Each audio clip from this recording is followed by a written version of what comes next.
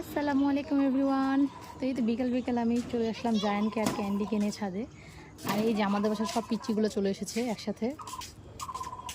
কি জানেন আম্মু দেখো না, ক্যান্ডি না আমার কানটা খায়।